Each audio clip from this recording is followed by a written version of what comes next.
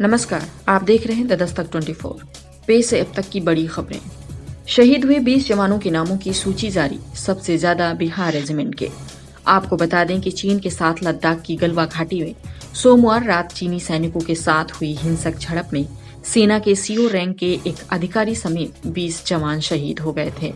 देर रात सेना से 20 जवानों के शहीद होने की पुष्टि की थी। एयरपोर्ट की तर्ज पर अब प्रयागराज जंक्शन पर भी यात्रियों को रेलवे बोर्डिंग पास मुहैया कराएगा। बोर्डिंग पास के बिना जंक्शन पर यात्रियों को प्रवेश नहीं दिया जाएगा। प्रयागराज जंक्शन पर यह सुविधा बृहस्पतिवार शाम से शुरू हुई।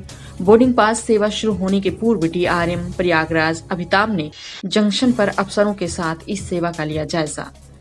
तिब्बती प्रधानमंत्री बोले, गलवान पर चीन का अधिकार नहीं, गलत दावा कर रही है चीनी सरकार। PM लोब्संग सांगे ने कहा कि गलवान वैली पर चीन का अधिकार नहीं है। अगर चीनी सरकार ऐसा दावा कर रही है तो ये गलत है। गलवान नाम ही लद्दाख का दिया हुआ है, फिर ऐसे दावों का कोई मतलब नहीं। 12 सुखोई लड़ाकू विमान खरीदने की तैयारी में एयरफोर्स। 20 MiG-29 भी बढ़ाएगा ताकत।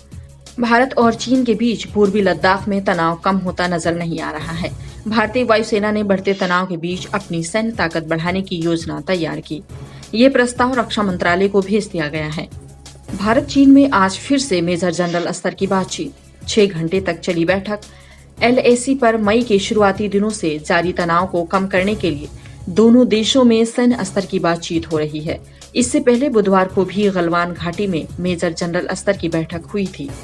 ये बैठक सोमवार को गलवान घाटी में हिंसक झड़प के बाद हुई।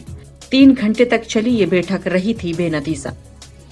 सैलरी मांगने पर पालतू कुत्तों से कटवाया, रेस्टोरेंट संचालक पर केस हुआ दर्ज। सूत्रों के मुताबिक राजस्थान के जोधपुर में रेस्टोरेंट संचालक की दबंगई का मामला सामने आया। मालिक के खिलाफ महामंदिर पुलिस थाने में मामला हुआ दर्ज। उत्तर प्रदेश में कोरोना वायरस का प्रकोप अब बढ़ता ही जा रहा है। यूपी में कोरोना के रिकॉर्ड 630 नए मामले, संक्रमितों की संख्या 16,000 के करीब हुई। अब तक हुई 488 की मौत। यूपी में गांव से निकल रहे मरीज। सैनिकों की शहादत से आक्रोश में इंदौर के ट्रांसपोर्टर। चीनी कंपनियों के माल की ढुलाई बंद करने की हुई घोषणा। Indore truck operators and transport association के अध्यक्ष CL मुकाती ने इसकी जानकारी दी। उन्होंने कहा, हम लद्दाख झड़प में 20 भारतीय जवानों की शहादत से बेहद दुखी हैं। चीन की इस कायराना हरकत के खिलाफ हम परिवहन के लिए चीनी कंपनियों के माल की बुकिंग बृहस्पतिवार से बंद करने जा रहे हैं। अमेरिका से जारी तनातनी के बीच ईरान ने ओमान की खाड़ी में किया क्रूज मिसाइल का परीक्षण। मिसाइल ने 280 किलोमीटर दूर लक्ष्य पर सटीक निशाना लगाया। पिछले महीने तक ऐसे ही युद्धाभ्यास के दौरान हुई चूक में इराक ने अपने ही एक नौसैनिक पोत को मिसाइल से उड़ा दिया था।